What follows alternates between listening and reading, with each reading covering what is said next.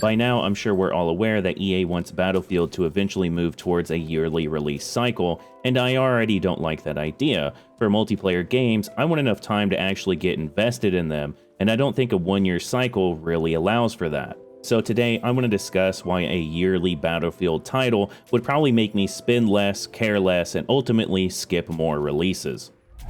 To this point, we've already talked about most of the problems with Battlefield 6, the netcode, audio, matchmaking, balance, maps, modes, and changes that routinely take months and months to actually fix the problem they're trying to address.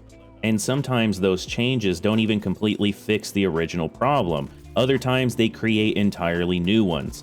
And this was the title that EA expected to support 100 million players with.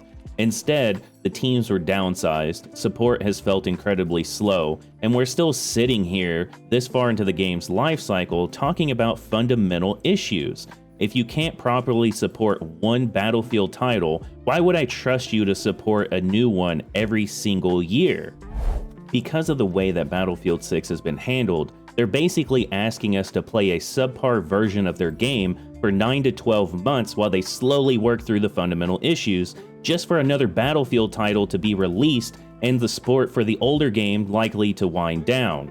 And even if they did continue to support the previous title, that creates another problem, because now you're splitting the Battlefield player base between the old game and the new one every single year. So either the previous game gets abandoned before it ever really reached its potential, or you're just trying to maintain multiple Battlefield games all at once when EA has already struggled to properly support one at a time. One of my biggest personal concerns when it comes to this kind of model is that a yearly release gives EA an incredibly convenient way to move on from its mistakes. Instead of spending the time necessary to actually fix their game that they released, eventually the conversation becomes, well, the next Battlefield title is coming and it's around the corner. And suddenly everyone is looking forward instead of asking why the current game is not getting fixed. Then the next game launches with an entirely new collection of problems and the cycle starts over again. And as I've mentioned with the previous video, we've already seen this version happen with Battlefield. BF5 had its support cut as DICE shifted resources towards the next title. And what did we get? Battlefield 2042, a game that launched as an absolute disaster. And this is the exact type of cycle I don't want in my games. I don't want a game to release with problems, spend a year slowly fixing these problems, then dropping support in order to sell the next one, and then start all over again. Another personal idea that I have here is that yearly releases don't make me buy games more often, but they make me more selective with which games I'm going to buy.